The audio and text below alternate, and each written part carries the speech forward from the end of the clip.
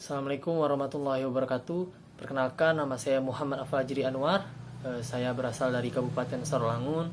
Saya alumni dari SMA Negeri 1 Sarawangun.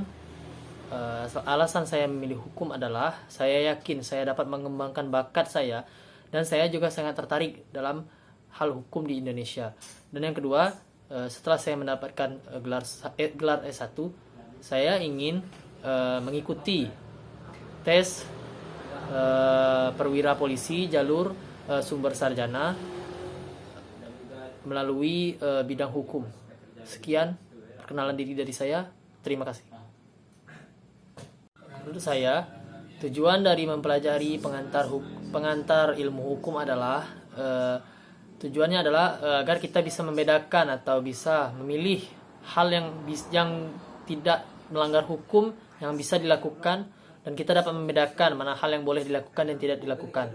Menurut saya itu tujuan dari pembelajaran pengantar ilmu hukum ini, agar kita juga mengetahui hukum-hukum yang berlaku di Indonesia saat ini, dan kita dapat menegakkan hukum itu sesuai dengan peraturan yang telah ditetapkan oleh undang-undang.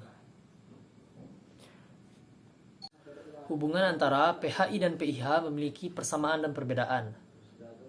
Perbedaannya yakni keduanya sama-sama berobjekkan tentang hukum. Sedangkan perbedaan dari PHI dan PIH yaitu PIH membahas atau mempelajari dasar-dasar hukum secara universal ataupun secara umum.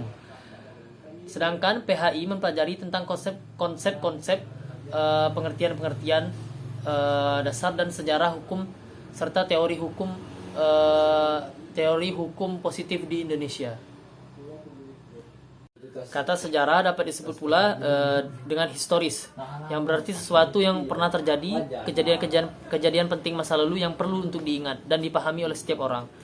Perlunya pengetahuan tentang sejarah tata hukum Indonesia ini adalah untuk memahami tentang hukum di Indonesia pada masa lampau, untuk menjadi koreksi bagaimana hukum yang sebaiknya atau seharusnya diterapkan bagi bangsa Indonesia. Sekian pemaparan dari saya. Assalamualaikum warahmatullahi wabarakatuh.